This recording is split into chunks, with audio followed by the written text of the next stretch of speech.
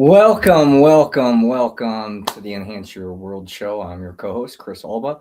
Larkin will be on shortly. She's just finishing up with her father's doctor. So today we're going to talk about unexpected blessings, synchronicities, signs. We're all being guided, we're all being directed by the information that's within ourselves, within our minds. The question is it coming from our past conditioning? Or are we creatively exploring through the presence of now, creating new meanings, new reasons, new logics, new identities, new relationships, whatever. And the goal of this show today is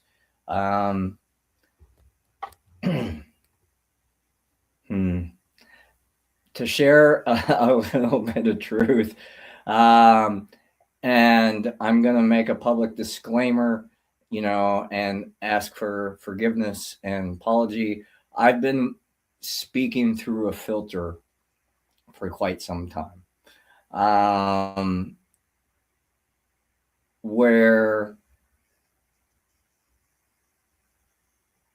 I consider other people's perspectives just as valid as my own, not out of manipulation or mistruth or anything, because of the curiosity and the deeper understanding that everything we go through is what we're meant to experience, because that's the walk. That's our journey of life. When we study history, look back in history, channel history, however you connect to information, humans have been trying to make sense out of the senseless, to gain some kind of understanding, to feel some sense of certainty, control, and there's a lot of ways that we communicate these things. I had someone tell me today they don't understand why I continue to do what I do and go through what I go through. And, it's to be the example that it's possible, that you can go through commerce, you can go through conditions, you can go through things with integrity. There was a time that I used to sell my body, but I've never sold my soul. I watched people do that my whole life. They sell out to a concept, to an idea, to a company, that they're going to provide them with some kind of certainty in their life, that some kind of quality of life, if they just followed the rules and obeyed the conditions and stayed in the box and don't question my authority. And it doesn't matter if it's been in personal relationships, it doesn't matter if it's been in a professional or spiritual sense. Believing that something outside of us is going to do the things in life that we're not wanting or willing to do for ourselves is a delusion. It's delusional to think that somebody cares more about one individual, one organism, one species more than another. The example of our Earth Mother, for example, cares for all of nature. Everything, which is including us. We couldn't live without her. Without clean water, without clean food, without shelter, we would not be able to survive. We're no different than any other animal. See, we get all righteous, like we have to protect the planet, that we have to heal the planet, that we have this cause greater than ourselves, because it gives us motivation to participate in life. Because other than that, we're just human beings. So our worth and our value is inherited, and is directly related by our beingness. Now we've created a separate society, culture, however you want to label it,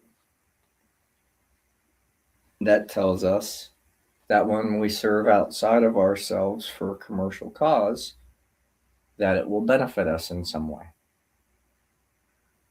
So, in a lot of senses, most of us are nothing better than prostitutes. Not that there's anything with being a prostitute. I've been a prostitute. As I said, I've sold my body, but not my soul. Why? Because I made more money in that hour being honest with somebody that was getting what they wanted, creating a harmonious experience for all that was involved. It was very honest, very neutral in a lot of senses.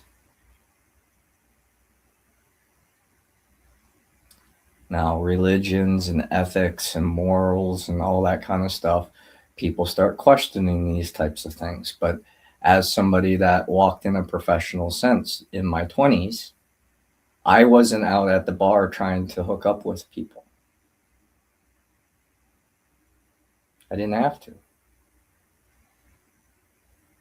I got to have deep conscious connections with other human beings in the ways that served our highest good at that time. Now, without having the wisdom, without having the maturity of how to handle those things, those conditions, those circumstances, that responsibility of being mindful, it was easy to lose ourselves in hedonism and chase pleasure, which led to the destruction of a lot of things, a lot of relationships, created drug addictions and all kinds of stuff that came from that. None of those were wrong for me because I had to have them because I learned from them. Learned how not to repeat them and why not to repeat them and what mattered and what was more important than my personal pleasure and being served like I was entitled to something that I hadn't earned. And so I know Larkin's getting ready to come on, and so a lot of what I would like to talk about the unexpected blessings came in the disguise as learning lessons, as pain, as people not holding their word, people betraying our agreements because they already got what they wanted out of it. And like any other parasite, when they get their fill, they move on.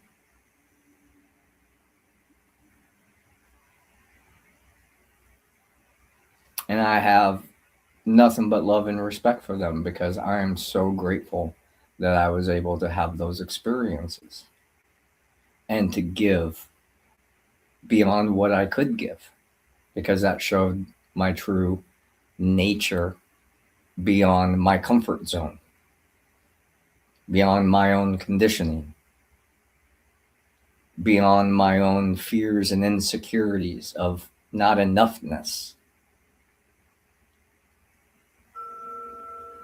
And that has given me a lot of opportunity to step up and step into places and create spaces for people and hold safe spaces for people to explore what it is that they need to live the life that they were designed to live their destiny, not their egoic one. I know too many fucking healers out there that won't do a damn fucking thing unless they're getting paid to do it.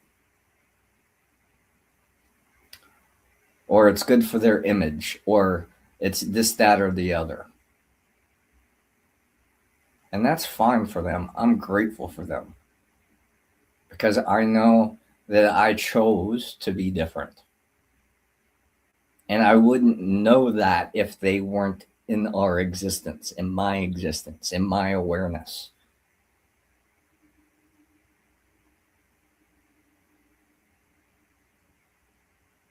It's interesting when I talk to some folks on the streets that are living totally debt free, free from rules, society, however you want to look at it.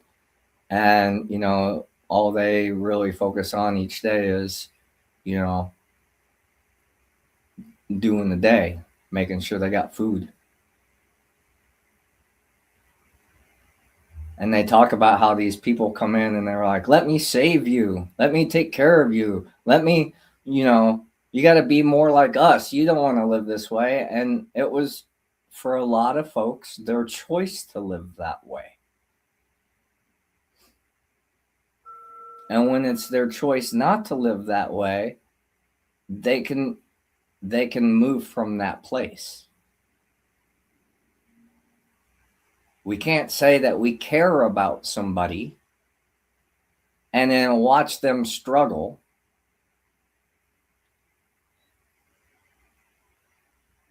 and say, well, that's tough shit. And then be actually caring and considerate person. Give what you can. Even if you don't give, you're giving something.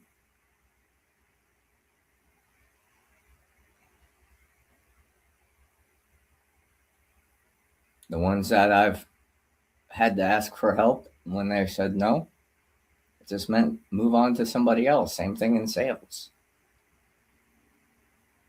Don't want my product, service, don't find benefit in it, fine. I'll go on to the next person. Life's not much different. A friend of mine offered to help me out. He's got stage 4 cancer, and I was talking to him. We were talking and sharing and having our little, heart-to-heart session. And he said, well, man, I could loan you some money. And I said, I don't need a loan. I just need you to come into the center. And he said, well, I don't have money for that. And I said, well, isn't that interesting that you're willing to help me, but you're not willing to invest in yourself, into your own health and your own well-being? I appreciate the offer, but I'm okay. I'm uncomfortable. Those who love and care for me make sure I got food when it's that tough a time. Not that I depend on it, but circumstances sometimes happen. I had something unexpectedly show up in the bank account, and that threw off my financial abundance. But because of that unexpected blessing, I got to look at some things within myself, how I'm living, how I'm relating, how I'm putting others in front of myself, all those kind of things. And then getting the opportunity to practice intimacy and vulnerability and reach out to some people to share my story, and someone help me. Thank you, Mark.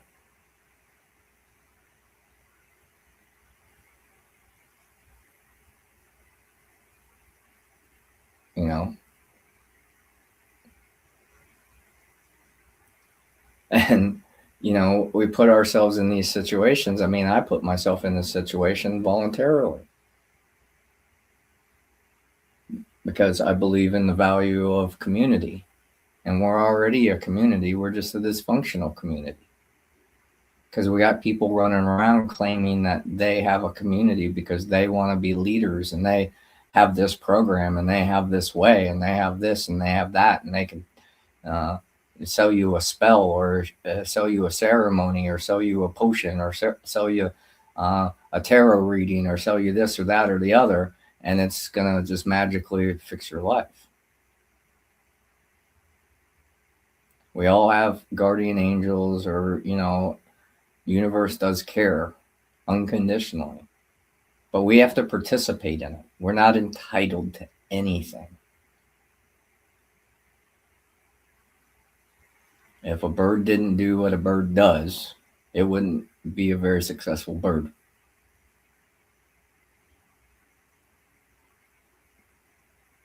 How human beings, we're here to express, to steward, to care.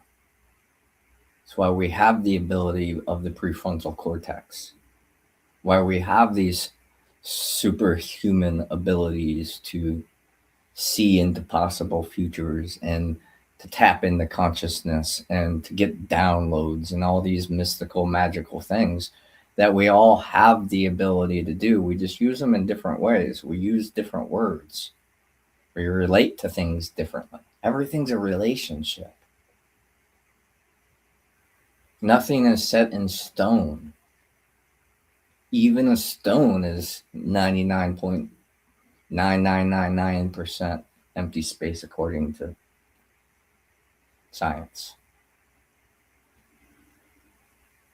It just appears to be real.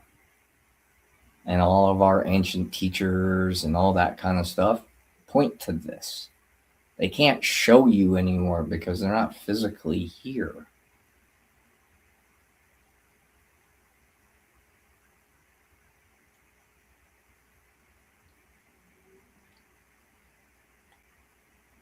Mother Nature heals itself. It doesn't need us. It would be helpful if we quit making a mess of our space.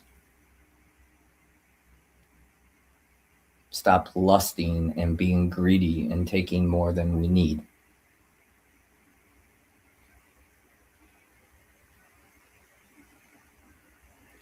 Being considerate of our effect on not only humanity, but our natural and spiritual world, which is all energy.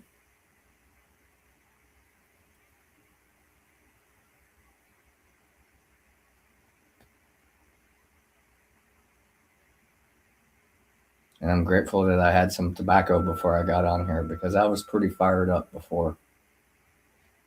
And I was giving some people warnings like, I'm going to go out there on fire. I'm going to do this, that, and the other.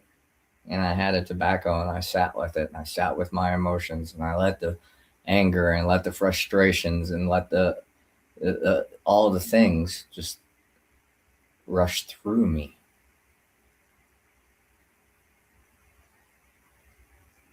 And now I don't feel them anymore. So I can be in this way and still speak about what it is that I intend to speak on and share the same verbiage and the language. And, you know, hey, like I'm here to walk with you through the unexpected, the unfolding, the mystery, the void. So you don't feel the fear, anxiety, and all the other stuff, the betrayal and all that other stuff. I had to live it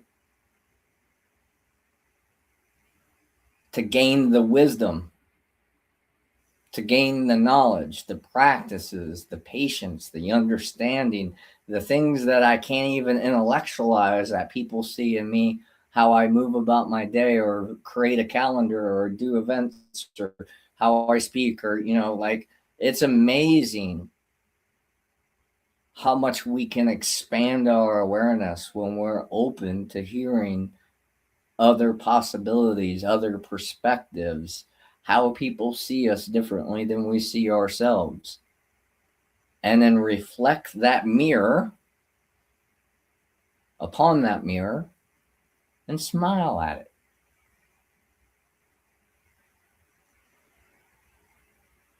Because not once has the image in the mirror smiled back at me until I first smiled back at it.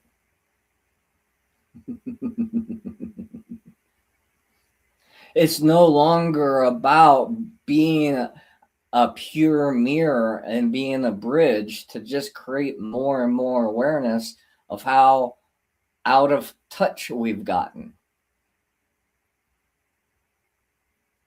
And people can't be triggered because they're too sensitive. Here's the fucking truth of it. Here it comes. Tough choices make a soft life. Soft choices because you don't want to fucking have to deal with the consequences of it. You don't want to hold yourself accountable. You don't want to be responsible for the things you spoke, for the things that you were willing or unwilling to do to yourself, to the other people, or to anything else, that makes a hard fucking life.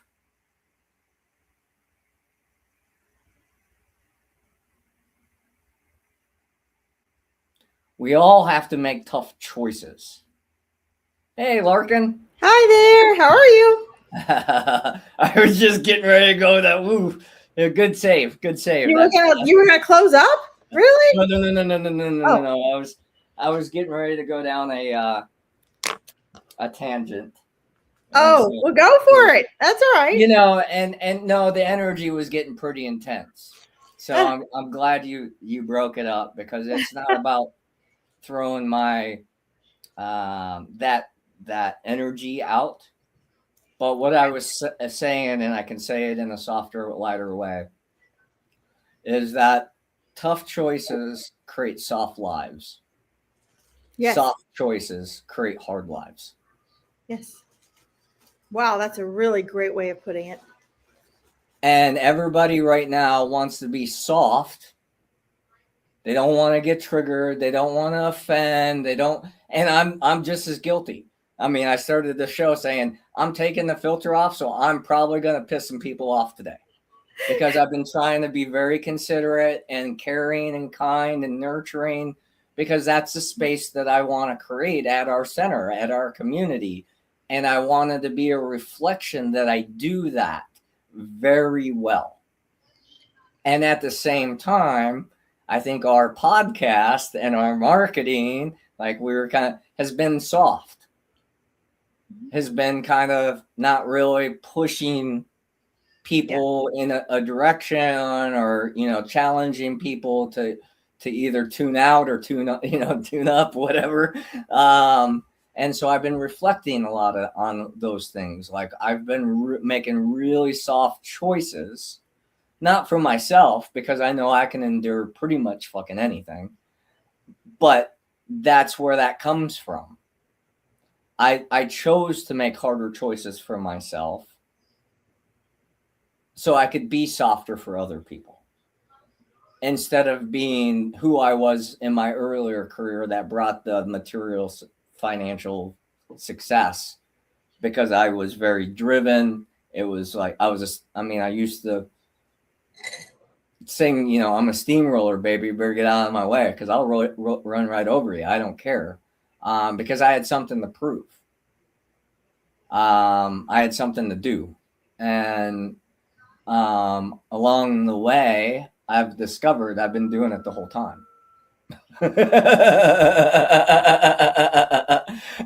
And then there was that confusion, like, wait a minute, like I've been doing, you know, I do, and you know, like not having necessarily consequences, or, you know, things like that. Like, you know, it's very simple. Disrespect me, I just leave your life. I don't need to say anything anymore about it. I don't need to hold you to my standard. I don't want to be that way. And so I don't want to disrespect other people. So if I witness it in my life, the last thing that I want to do is go reflect that outwardly and be that same quality or that same version of person. That's the mirror effect of our relationships, right?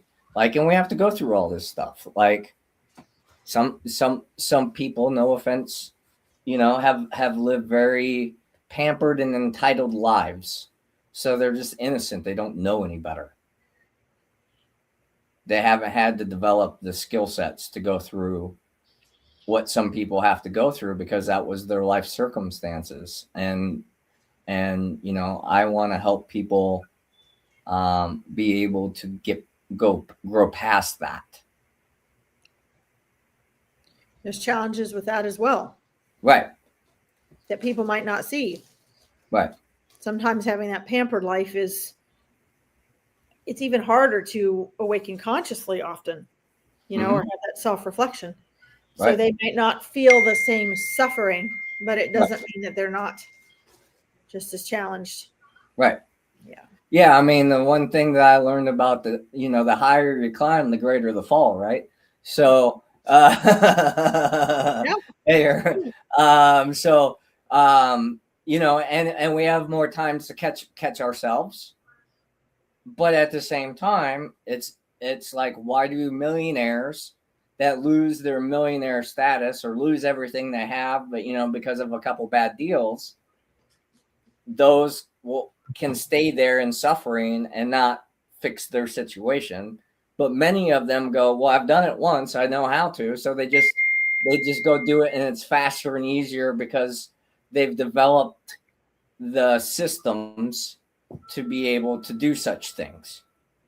They understand the value of networking. They understand the value of collaboration. They understand the value of investing in people instead of things. That's right.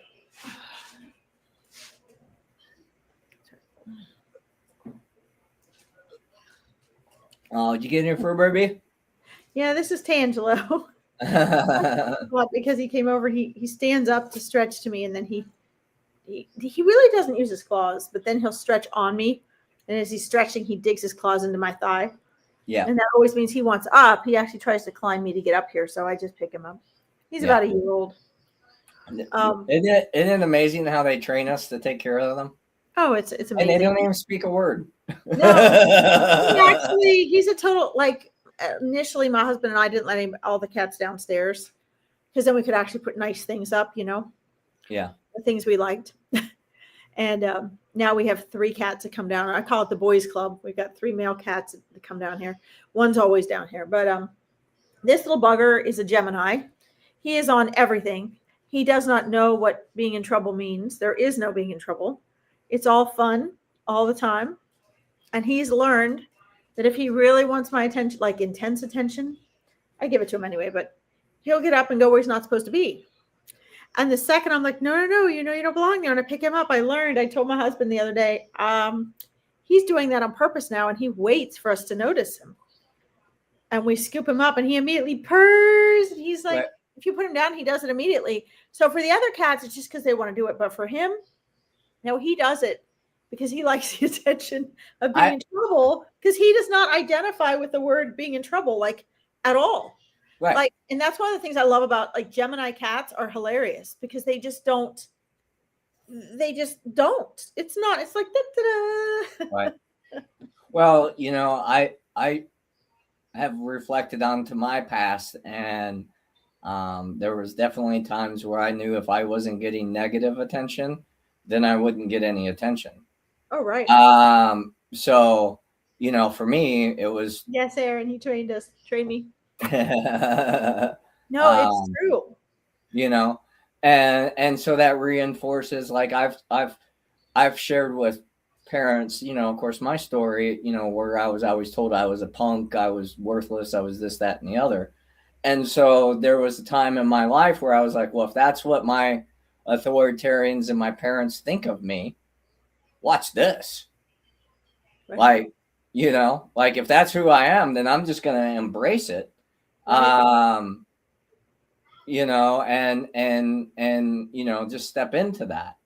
And it wasn't until my high school teacher showed me the other version of that helped me shift that perspective. And I've shared about David Taylor from high school a bunch, and some of the wisdom teachings and questions that he asked me why we were together. But he absolutely saved my life, because the path that I could have gone down and was going down, I wouldn't be alive today, or I'd be in jail. Because it was always risk versus reward. I shared earlier today that I've sold everything but my soul, because I never did something that I was absolutely totally against. Like, I didn't care if I didn't have money. I didn't care what the consequences of it was. There was a certain line where I was like, absolutely not. I'm not hurting that person. I'm not doing this. But you give me a reason, or a justified reason, to go,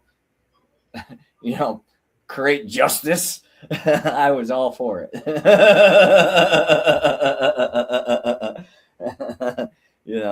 having to, having that honor. And again, it was about community and safety. And when someone, challenged that, whatever social group that we were in, there were some of us that were willing to protect it. There were some of us that would run away, and there was other ones that you didn't know what they were going to do, because it could go either way.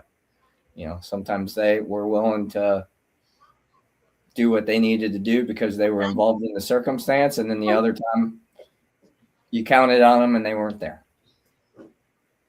And that's in anything that we do.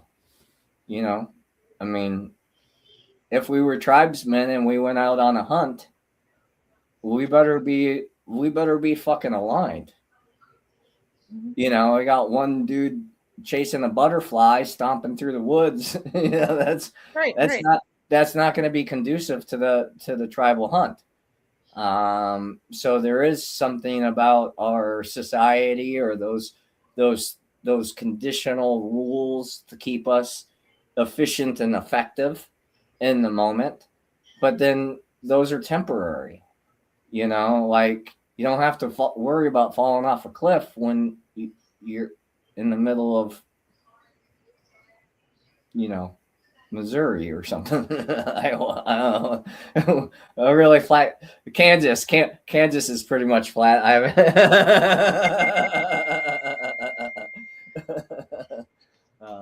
But and how are we relating, and how are these unexpected blessings showing up, and these synchronicities? And I've shared a lot of stories. You've shared a lot of stories about all these things, and I think we get in danger when we think that because I found a feather, it means this, rather than be curious about, what does this actually apply to where I'm at in this current moment?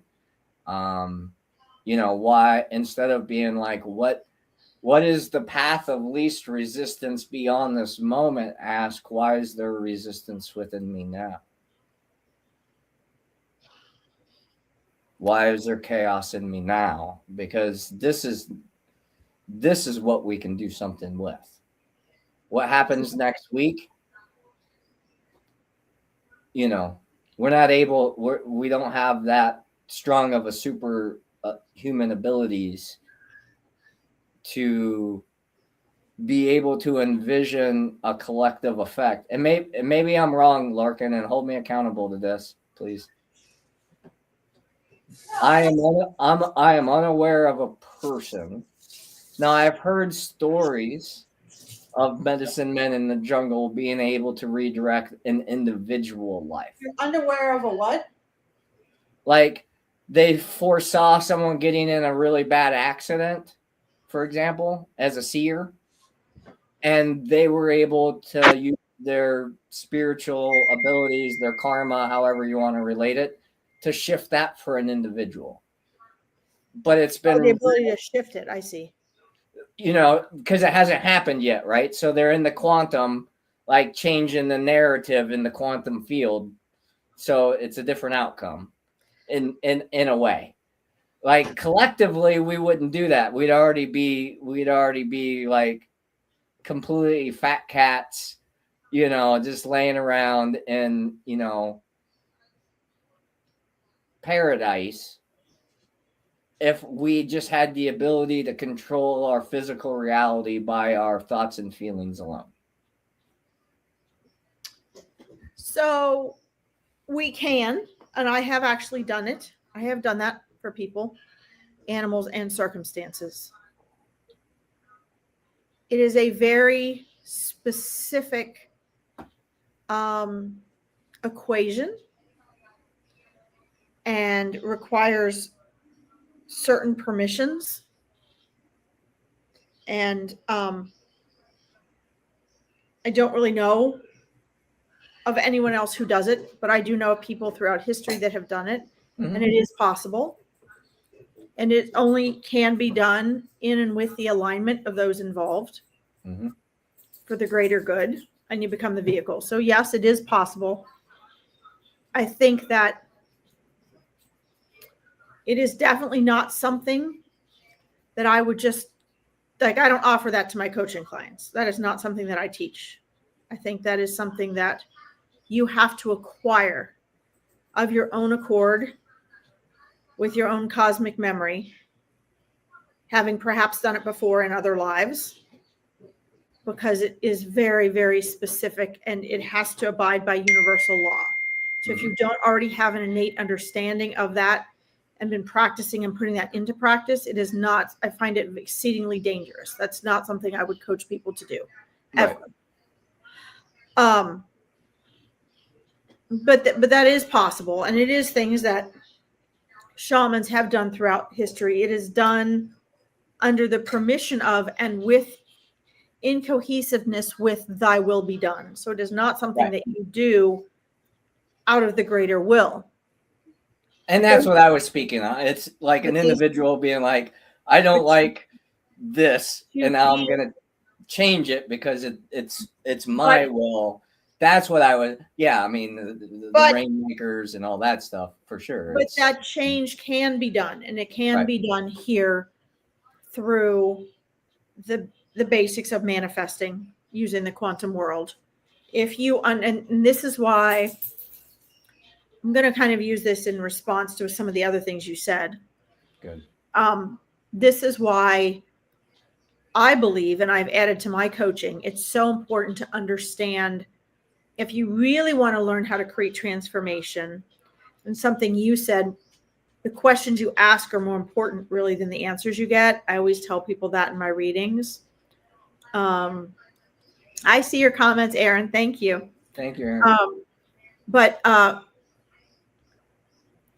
I'm trying to stay focused on this. In readings, we see that a lot. I'm always telling people, because everybody wants answers. It's actually not about the questions you ask. It's not about the answers you get. It's about the questions you ask. And I can tell where someone is by the questions they ask. I know you can too. So I love when you said, when you were asking, like, why is this turmoil or this chaos or this anxiety within me? Like, instead of looking outside so much, why is it within us? Because if you are going to become a powerful individual, you cannot be that until you know yourself so well, until you're aware of yourself so well. Because as you shift within, here's the so above, so below, so within, so without.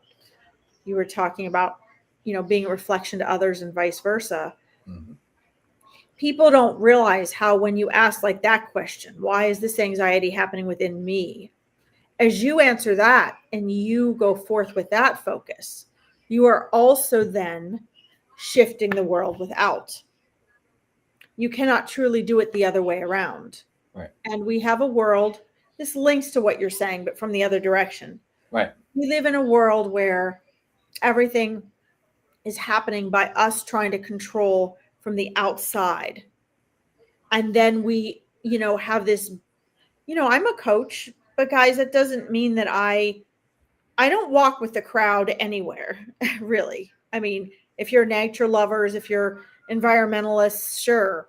But even being an environmentalist, I still don't walk with the crowd of radical people. I mean, there's a lot of environmental radical people they think that means zoos are bad. I'll tell you, I grew up working at the zoo. Zoos are different.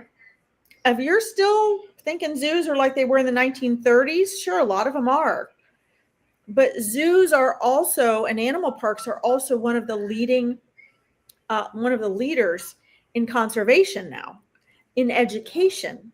There are species, this is not, I don't mean this as a side tangent, I'm just using this as an example of our collective mentality. Zoos and animal parks, not all of them, there's still bad private zoos, but for the most part, at least half the species that are still alive that we've saved are because of zoos and animal parks, because that's how the frozen zoos, the frozen animal embryo science projects all came about. That's how the environmental movement really grew out, through that, through educating people, through educating people's votes, through how we treat animals. All of that was actually rooted from the zoos and animal parks that are still under attack, but are totally different now. They're completely different. And they've taken a lot of animals from circuses, from private homes that could not be returned to the wild. And they've given them a place to live so they weren't euthanized, so they could survive. Because so much territory has been destroyed, the zoos have a lot of animals that there literally is no place to release them anymore, because those places have been destroyed in order to raise cattle, so that the very people encouraging the anti-environmental movement put billions of dollars into that. They make money off of meat, off of raising cattle. And most of you may not know, there's more animals raised for meat than there are wild animals left on the planet. So you may or may not know that. But my point is that we have to go within ourselves, as Chris was saying, and ask, why am I feeling this anxiety? Or why am I feeling, jealous or angry or whatever it is? And until we have that awareness, doesn't mean we're going to resolve all of it. We're always going to have those emotions. Even Buddhist monks have them. It's how aware are you of them and how do you handle it? Because when you learn to master that, then and only then can you truly have an impact on the world, like 1 to 1,000 or 1 to 10,000. Can you really make a difference?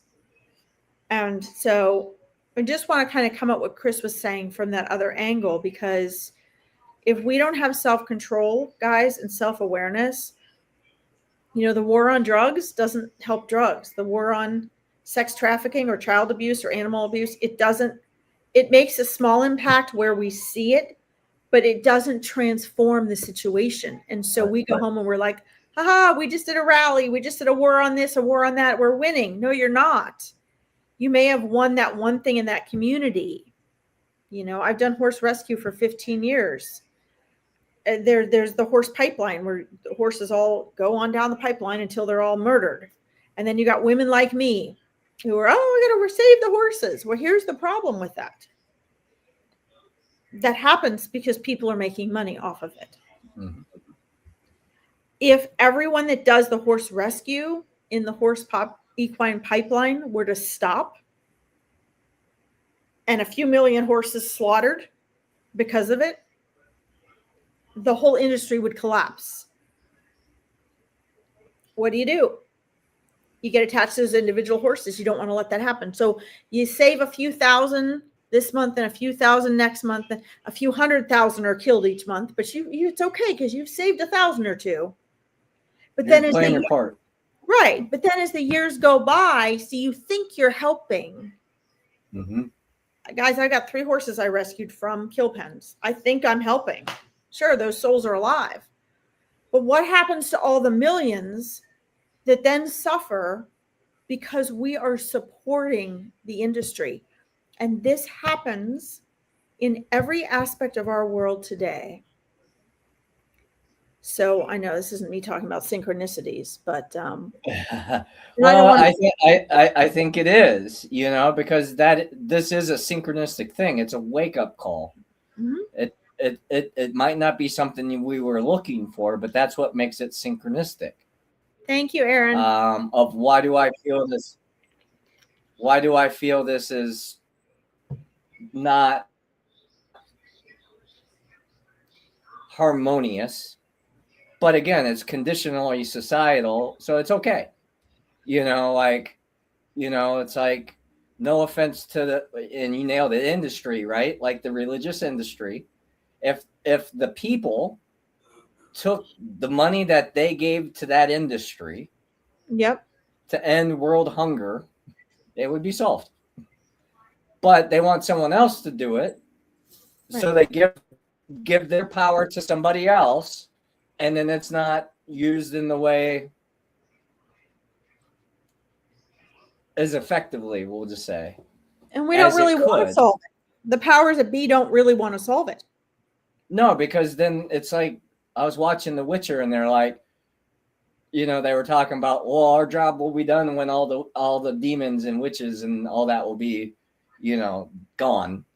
And then they laughed like, but then what would we do? So of course there's going to be more monsters. Right. You know, Yeah, it's like, when you have, this is why I would never be like a radical activist, because I think it's one of the most weak positions you can put yourself in. Now, in some cases, it's not. We've had a few big sequoia trees, saved and whatnot. But for the most part, having the people that have money who want to do good buy up 800,000 acres and make that an animal reserve, and then having people guard it, that works. right. But again, you have to have money for that. And a lot of the people Right. that are activists are against money, which is why I coach manifesting money. And I believe if you are a good person and you want to make a difference, stop putting yourself in a less powerful position. Because all these people wanting to save the earth, oh, they hate money. Money's evil. No, money's not evil. If you think that, then get yourself in a position where you know how to make money and do something with it. Because if all the people wanting to do good, the majority of them don't have money, and the people wanting to control things and don't care about the well-being of healthcare or children or animals, they have the money, you are giving them the power. So stop being a person that wants to make a difference and hating money. I'll just say that. I say it almost every podcast. Stop it, because it's a tool. It is a Right. neutral tool for power. Power for good. And what's wrong with power? We think the word power is bad too. No, it's not. It's what you use it for. So stop undermining yourself. Right. And I do want to mention something about signs. I want to say this first. This is what you were saying got me thinking about, like, protesters. Do you guys understand that the people that are down on protesters and have them, oh, these environmental protesters, they're so terrible. Do you understand that's a setup? All of you out there that hate money, that think you just got to be out there and be a protester, you don't care if you die at the next rally. Do you understand that's what they want you to do? Because you don't have the power. You can be arrested and you don't have any money. You don't have any money, you're stuck in jail. You can't get good attorneys. Do you understand that? Do you understand why I want people that don't have money, that want to do good, to learn how to make millions and billions of dollars? Do you understand why? We have to equal the playing field here. There are things you cannot do without resources. And you might need 500,000 people or 1 million people to equal one person that has $1 billion. Do you understand that? Well, that one person isn't one person. It's a corporation, and that's a organization. The money. Right. So this is why, like, when, it always makes me angry, because I see this, and they point out the protesters that are doing wrong get all the bad rap. But really, they're just trying to create an equal force to something that was a trigger, that was intentionally triggered. Then they have the bad light shown on them by the people that have money. But that's just as much the collective protesters' fault as it is the people doing the damage, guys. Right. This is why in coaching, I encourage everybody, step back and get neutral. Learn about quantum physics. Learn about, hi, Jessica, learn about neuroscience. Learn about psychology. Get to know yourself. Learn about intuition. These are how you're going to arm yourselves. Because if you don't understand how neuroscience works, you guys don't have to be an expert in it, but just understand how to reprogram your mind. We are completely brainwashed, all of us. What Chris and I have, or that maybe some of you don't have yet, is we used our going through hell to learn about ourselves, to learn how to reprogram ourselves, our emotions, our mindset, and how to manifest in different ways with self-awareness. And most of us are running on autopilot. We don't have that awareness. I mean, the number one thing Chris and I really work on showing all of you and sharing with you is that awareness. Because if you're not aware of all these things, you don't realize that what you believe is what you've been influenced. And you need to be able to tell the difference between what do you really want, what is in alignment with you, and what have you been programmed to believe. I mean, this is so important, guys. everybody says they want to be free. Oh, we live in America, we're free, or we want to be freer. Don't tell me what to do. I have rights. That is you being brainwashed. You really think you have rights? I mean, it is. It's hilarious. And they were given by a faceless entity, you know. So yeah. And you think it's so cool to be rebellious. So they want you to be rebellious. Like, this is the thing. Like, guys, like Chris was saying before, we have to live in a society that has rules. Like, we have to have rules. You can't have more than 3 to 5 people ever together and not have rules. You have to function together, or it would be like a Mad Max world. And you might not like those rules. You might not like the speed limit. You might not like the no smoking sign. You might not like the, you got to be 18 or over. You might not like this, I mean, you might, the stop signs or the stoplights, you might not like all that. But if you understand how the human mind and ego works, if we didn't have it, we'd literally be a free for all, like everything, all the time, stealing, raping, pillaging, murdering. Well, that's what we've evolved from, right? Like our history Well, supposedly. Yeah. And it's okay to be rebellious. That's how we change the rules, because collectively we get in a comfort zone. And yes, you're right. It's bad. Yeah, our legal system is not good. You're right. But if we didn't have any structure to constantly fix, if we didn't all abide by it, I mean, if there wasn't a stay on the left side or the right side of the road while you're driving, how would you know where to walk your baby or your dogs? Then if somebody hits you, there wouldn't even be any accountability. Well, I mean, we have to have something, like it or not. Well, go to Bali. I can tell you, even when you're on the sidewalks, you have to watch out for motorcycles, because they just go wherever they can. They, like, and it's fun. But at the same time, you have to be very aware of your environment, your circumstances. Like, I watch people drive the wrong way down a one-way street all the time. I mean, daily it happens in Newport at the center, and most of the time it doesn't cause an accident. People figure it out, and, and things get switched up, but it makes us less efficient. And that's what we're all trying to heal from, right? Like, these scenarios that made us feel like where we are right now isn't enough in some capacity.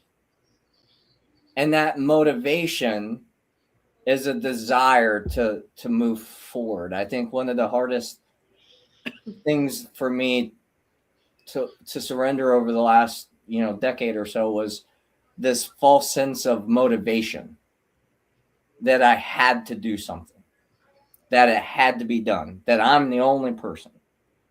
And, I got to do this. And then, when you put yourself in isolation for an extended period of time, and you notice that life goes on with or without you, then you actually have a freedom to choose to participate how you choose to.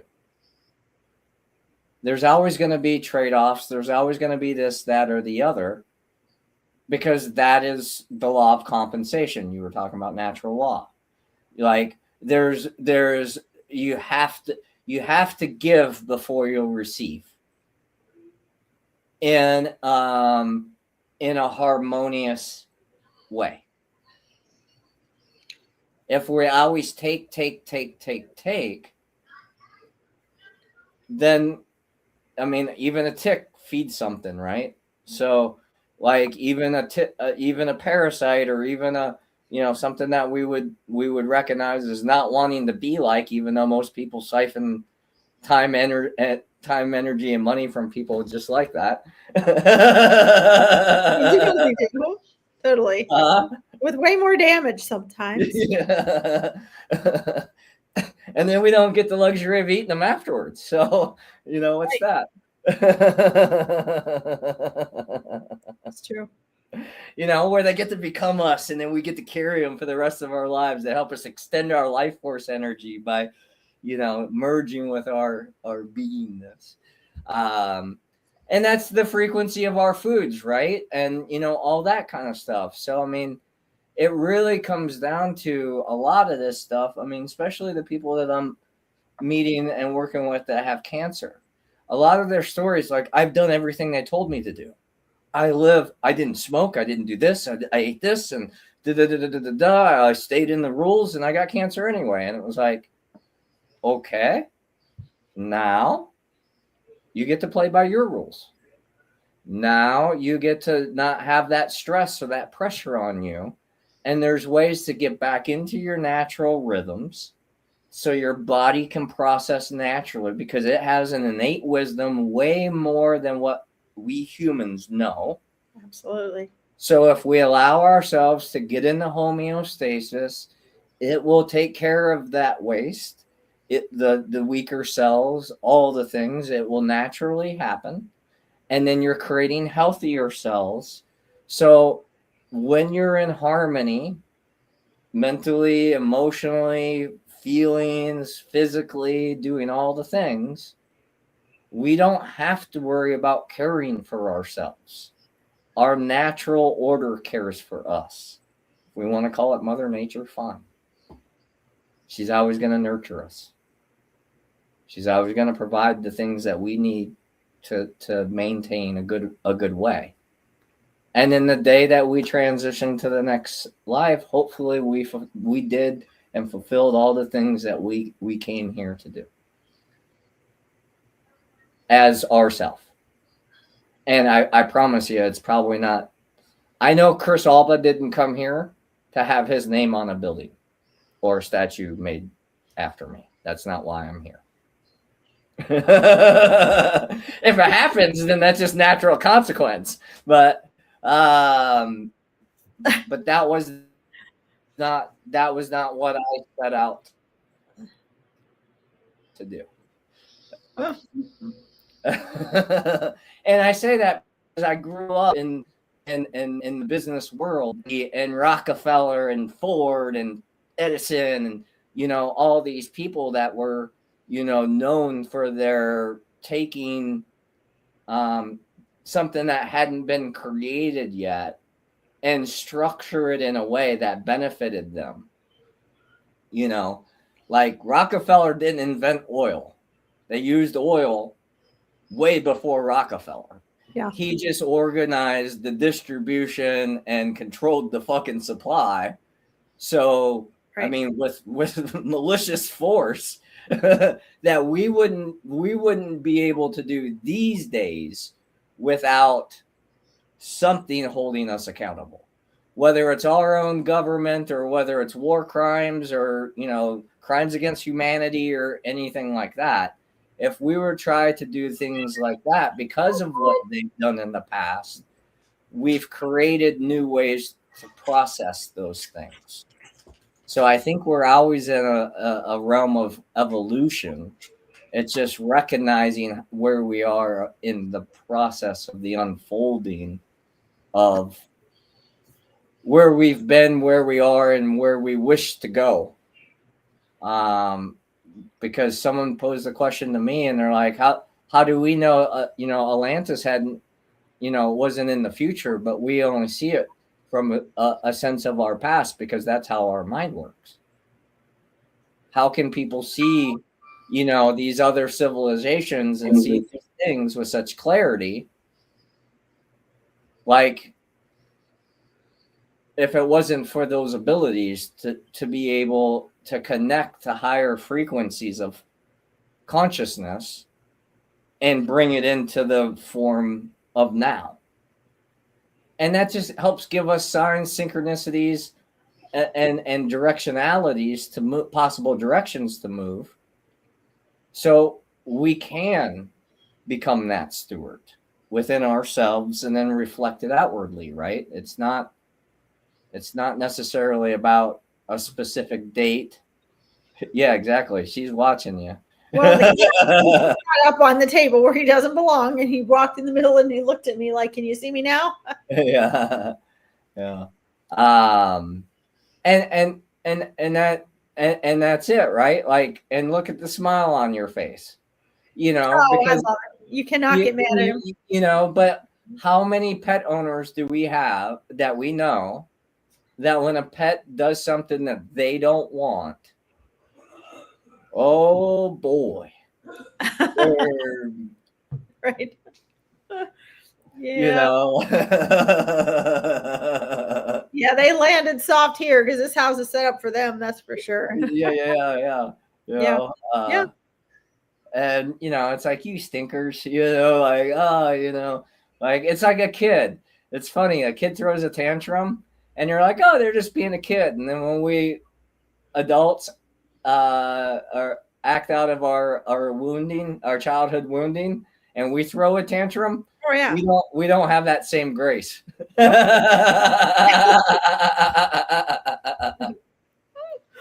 No, we definitely don't. We don't. But that's True. that's the fun thing about this journey, right? Like, we see these things and they're like, oh, well, how do we cultivate those things? When we get curious, we'll find new answers. And so many people want to be sure of the answer, they're missing the question entirely. Getting caught up in the what ifs and, spinning narratives and, like, all that kind of stuff, because they just want to make sense of the senseless, and they would rather just hear them.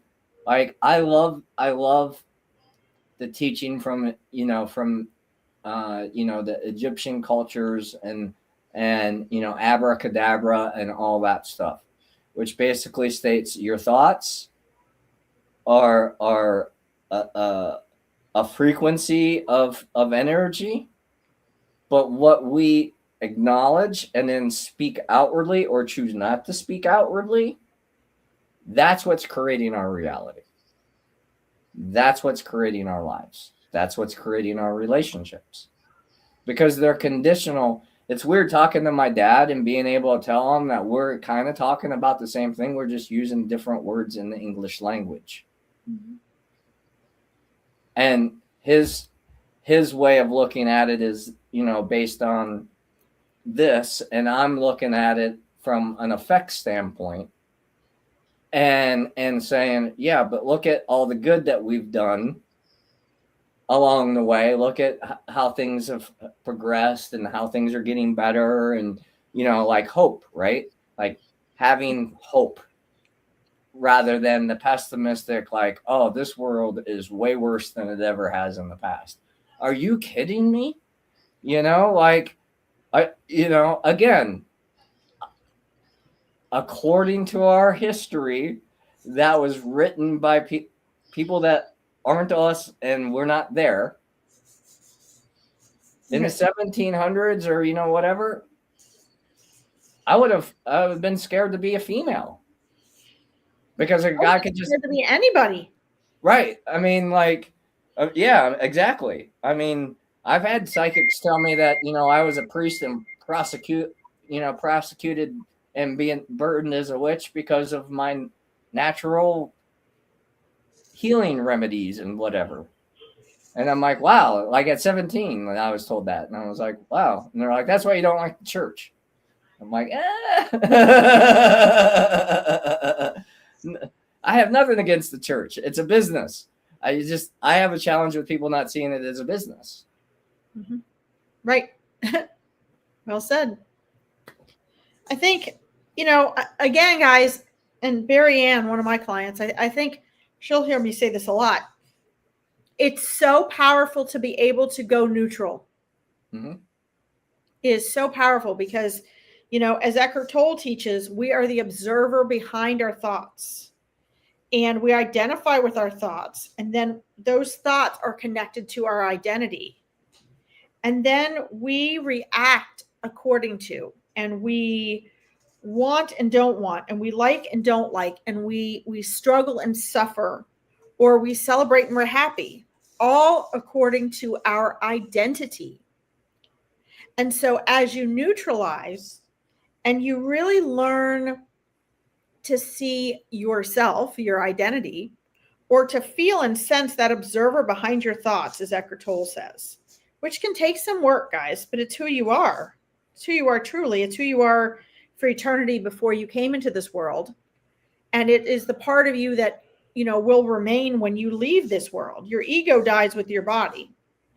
So as you recognize that ever-presence observer behind your thoughts, it's real quiet, it's silent, it's still. For some of you, it's pushed back even farther than for others. And to really sit and say, who is it that's thinking these thoughts? When you go inside and you say, why am I feeling anxious right now? Well, those feelings of being anxious, as Dr. Joe Dispenza teaches, that's the mind and the body. Mm-hmm. So then we go another step and we say, okay, so they're connected to the mind. What are my thoughts? Why am I thinking that? And then you have to ask, who is it that is experiencing these thoughts? Because we go through the day reacting to our thoughts and beliefs and our story of self and our story of life. That's not who we are. Right. And which is actually stored in our body. Yes. So, I mean, that's the mind and the body. And it's not, it's also, though, not really our reality. Our reality is perceptual. Right. Nothing has meaning until you give it meaning. I'm not sure who said that, but I say it like 100 times a week to my clients. It's true. But see, guys, even if you just hear this part of detachment that I'm explaining, isn't it liberating? If you really hear what I'm saying and you're following along, it's so freeing to realize everything changes. Nothing stays the same. And our ego likes to give us this fixed identity with a fixed chronological time and fixed good and bad and fixed right and wrong and fixed this is how it is. No, when you understand that in order to manipulate reality, which is what we can all do as innate beings, as eternal beings, that is a gift we receive. That's part of our being essence. You have the power to bend reality. You guys hear about this, and people are charging all sorts of money to teach you to do that on this promise. And most of those people have no idea how to do that. No idea. Because it doesn't happen with trying to force outer realities. It happens with your ability to bend internally, to neutralize, to get away from identifying with your identity, your story, to be in the quantum world, which you really are 7.8 times a second. You're just not aware of it. You're oscillating. If here's the quantum and here's the non-quantum, you're going like this, 7.8 times a second. Your reality is actually created by the 95% of your mind you are not aware of. So as you go through life and you're like, why aren't things changing? I have these goals. I have these intentions. I've taken this training. I've read these books. I've changed this and that. Look, I've been none of that. It is possible, depending on how you're doing it, that none of that matters if it's all based on the external, because the external is a consequence of the quantum. And if you want to learn to handle the quantum, you must identify as the observer behind your thoughts, not the thoughts, not your story. And if you do nothing else today, guys, except walk away with just thinking about what I'm saying, like, is that real? Is that not real? As long as you're thinking about it, because you are not your thoughts. So still, yes, I want you to think about it, but even in thinking about it, they're your thoughts. So the best thing you can do to begin with is just stop believing your thoughts. Be curious about them. Ask why. Ask, what meaning do I want to give them that will serve me?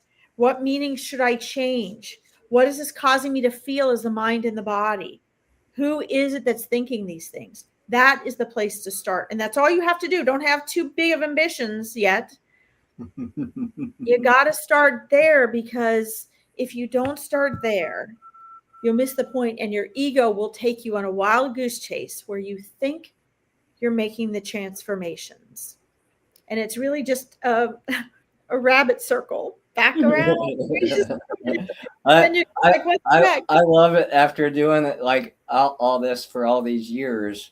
and someone gives me their resume of, all the, I should be somewhere that I'm not because I've done da da da da da da da da da da. And I'm like, okay, you want a certificate for all the things that you've done that haven't worked yet?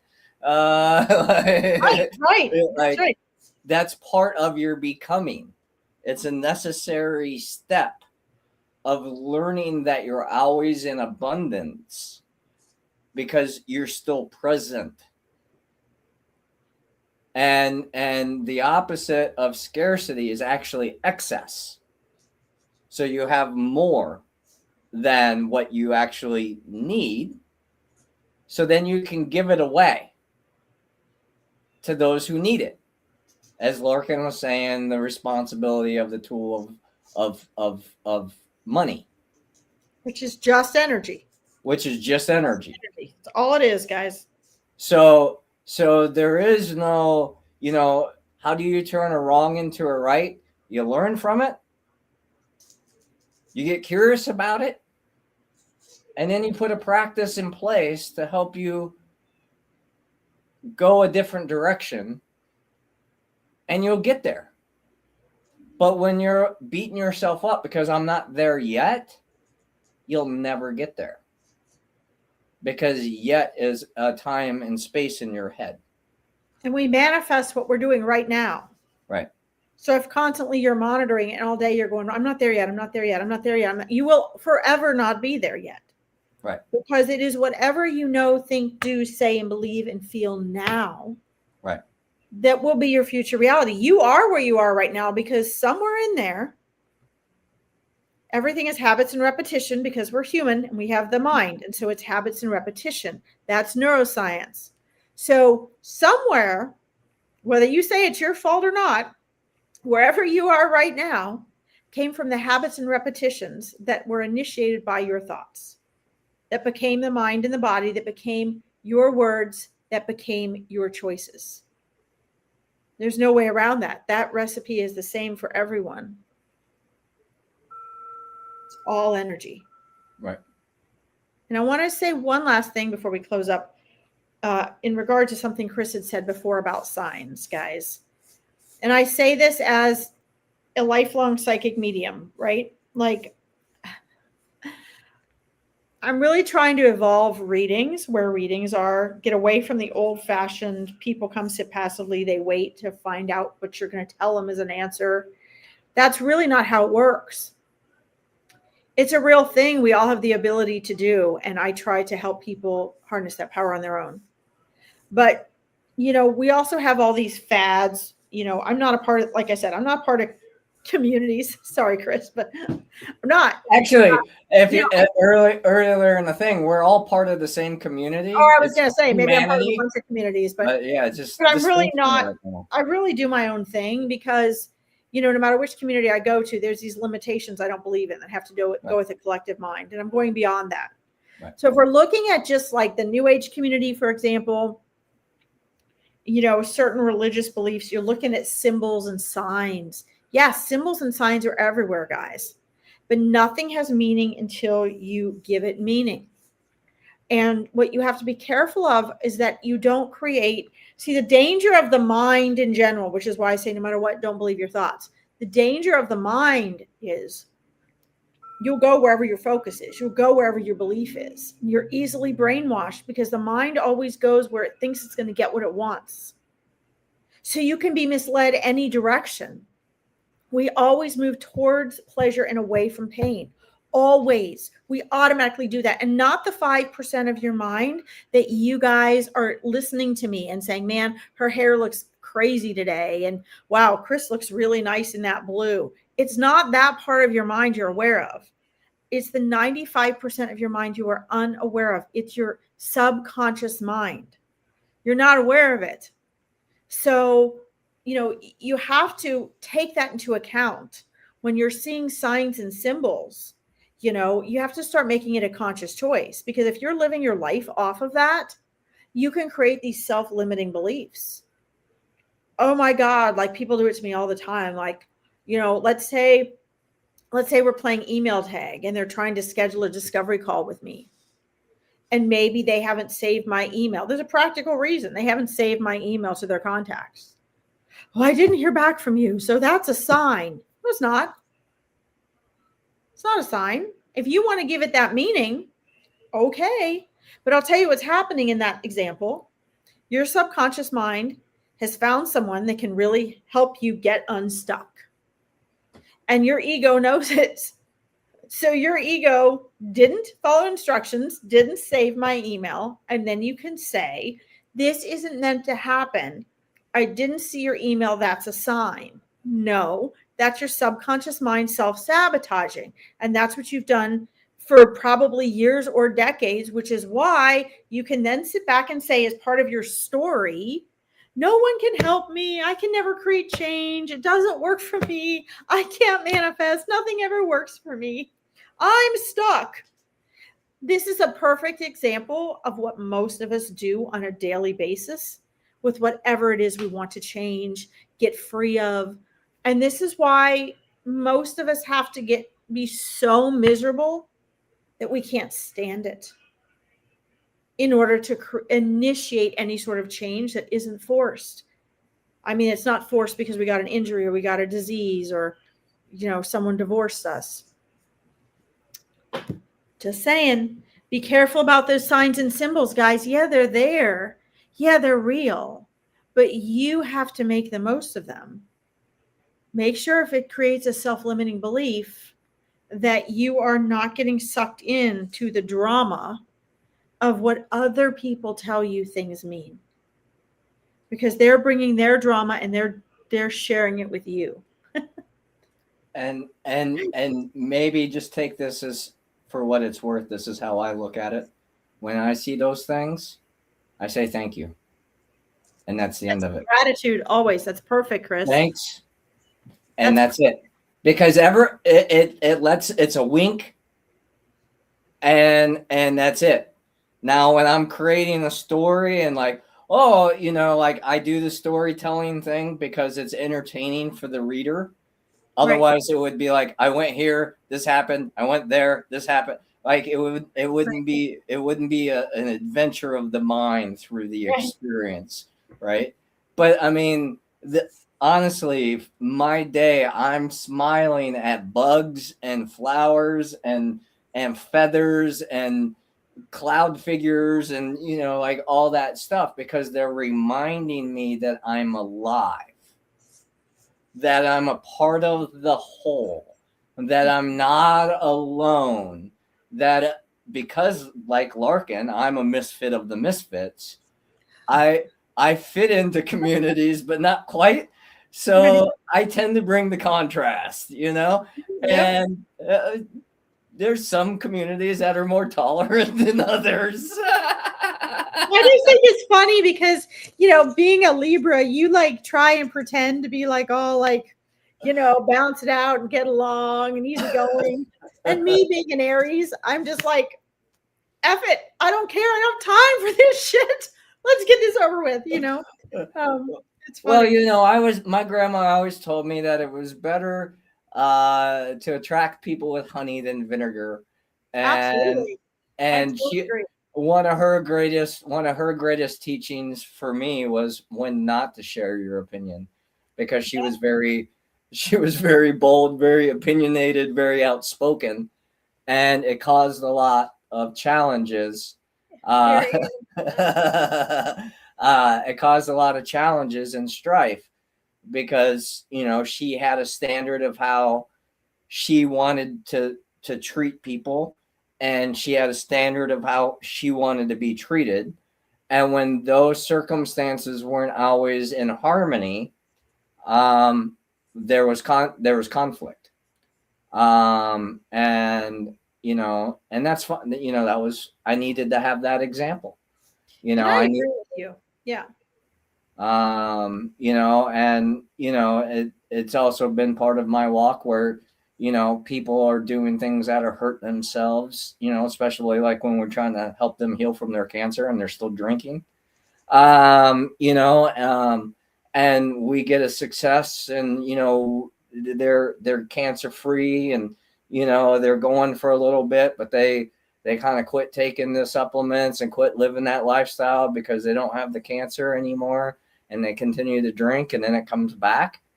I'm sorry, but you chose that. Right. Absolutely.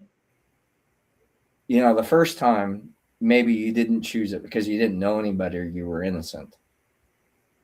But the second time was arrogance or ignorance. And why I still love you, why I still will be willing to help how I can, you will not get the same access and the same version of me as the first time. That's right. Absolutely. You Thank know, you, Karen. Karen and I were talking earlier. We're gonna do a fun show together. So I'm looking forward to that because and I mentioned it a little bit today. Where many of us are glorified prostitutes. Doing whatever we can for $1, and calling it a life. When I did it, I chose to. So. And I was doing it, so I didn't do what my dad did, which was sell himself to a job, to where, he was suffering his whole life and put that on other people because he made a choice that he didn't want to be responsible for. And I'm grateful we have the opportunity to talk about that now as adults and have the understandings and have worked through our relationship as best we can and continue to. So anyway, we're going really long in the show. So Yeah. probably... Well, I think, in the end, guys, we all have to take responsibility, whether it's intentional or not. Right. And I want to, before we close up, I just want to share what inspired why I wanted to talk about this topic today. Not that I'm not always recognizing it. I think sometime soon, Chris, we need to do one just on gratitude. That is one of the main components that I know, both of us emphasize. It's absolutely the key to abundance in every form, guys. I don't just mean money. Like that, if you do nothing else, walk through your day just being grateful for everything, whether you like it or not. But it still won't make you more money. Trust me, I'm a living example of that. But it makes living with scarcity a lot easier. Well, actually, it can. It depends on where you are with your beliefs with money. But right. And what you want, really, what your intentions are. Right. But guys, the whole blessings part, I want to just remind everybody, and actually I know this is something I brought with me as a soul, because I've been sharing this ever since I can remember. Like, I remember being 3 years old and trying to share this concept. Psychic or not, you never really know why everything's happening. I mean, if you were and you did, what would be the point in incarnating and even being here? Like, really, don't. Let's just get over that right now, right? My dad, as you all know, I've been taking care of my dad a lot. He's been at my house, and he had a stroke 3 weeks ago. Again, another stroke. And he's fine. He's back here with me now. He's doing great. I mean, it was a total miracle as long as the stroke lasted, what minimal things he had. He actually came home stronger. And I wanted to share that with all of you because, for a couple of weeks, I know certainly the day that it happened, I had innately canceled and moved my Meet Your Spirit guides to the next week. I didn't really know why. I just felt like I needed to cancel it. And I was having trouble making the decision. Sure enough, that morning, an hour before I would have had Meet Your Spirit guides, he was having his stroke. And, so all these things happened. All these 2 weeks worth of things happened. It ended up helping us to extend his in-home therapy, to intensify his in-home therapy. We ended up having to go to a hospital I did not want to go to, that we never go to. My mom didn't want to go to. Like, we were like, oh no. And the ambulance ride cost us more, but it ended up putting us in connection with different doctors and different therapists. It ended up giving him a week worth of intense therapy like he'd never had before, with all the right things. So he is like twice as strong, twice as more independent now as we'd been struggling with for 6 weeks when he was here the last time. So my point is we could have not known those things.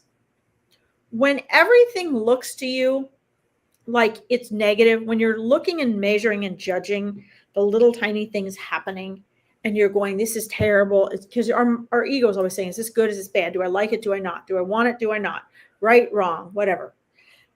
The thing we don't realize is a lot of times we have to go through those things we don't like, we don't want, that we think is going down the spiral, when actually it's a bridge. It's leading us somewhere that is going to catapult us to a better place on the other side.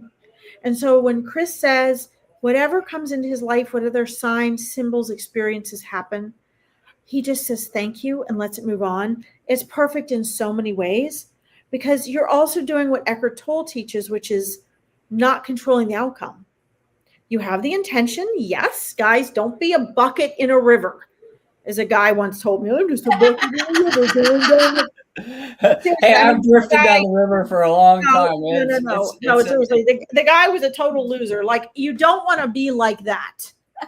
You have to have some sort of focus and intention. You have to make choices. The power of choice is your innate gift of free will. Make the choice. Don't let things be made by default. But what I'm saying is, Chris's example of whatever does come, you guys, we can control our choices and we can control the meaning we give it, but we cannot control the outcomes.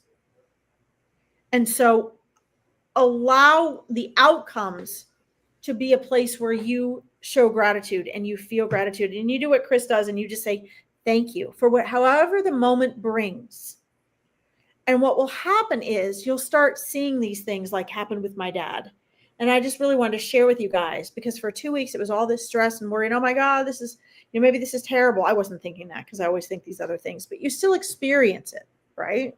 But if you go about that with thank you, we see now those things happen for so many better reasons. It got him a better and different insulin for his diabetes. It just the amount of things that occurred that were blessings through something we thought was so terrible is immeasurable. So please apply that to your own life. Apply gratitude like Chris does, and give yourself an opportunity to start turning that train around wherever your train is headed. Yeah. Wonderful. Great show. Wrap up. Of course, you can see all the replays on enhancingyourworld.com if you want to learn more about how to work with us at Enhancing Your World, coaching, flip therapy, all the things to find your holistic recovery so you can be enhancing your human experience. That's where you find it, at enhancingyourworld.com. Larkin, did you get your home yet? Where can I find you, man? My school, guys, in here. I've been sharing everyone to go to my school. Okay. Because I do actually have a website I'm finishing up this week. I'm so excited now. But I'm going to share my school because it's a really neat community where we are blending the metaphysical and the spiritual and the consciousness world with neuroscience and manifesting. And so it's a like-minded community of people. And I'm having people move over from all of my other platforms. And my whole list of calendar events, including what Chris and I do together, is on there. So if you guys pop in there, I will approve that. It's free for the first 200 people. So cool. Yeah. And you get nagged at me every day. So awesome. And also, I forgot to mention, we just launched the Gauge Exploration, which takes a snapshot of your attention and where you're at and your energy and all that kind of stuff. And it lets you know what you're focusing on, how to shift it, some practices that you can do at your own home. It's all free. It also allows you to connect with the enhancers through our network, so you can work with people that are aligned based on what you're looking to do, and all that fun stuff. So that's really cool.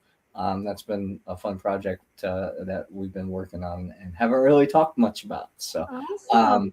That's all on enhancingyourworld.com. So thanks again for tuning in. Thank you again for everything you are, everything you do, and everything you choose to be. This reality wouldn't be the same without you, whether we're aware of you or not.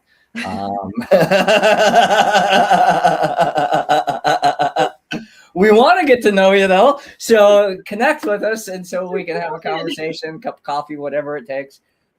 Because we are enhancing our worlds together through the conscious participation of our lives. So thanks again, and we'll see you next Monday at 2 p.m. Thanks, guys. Bye-bye.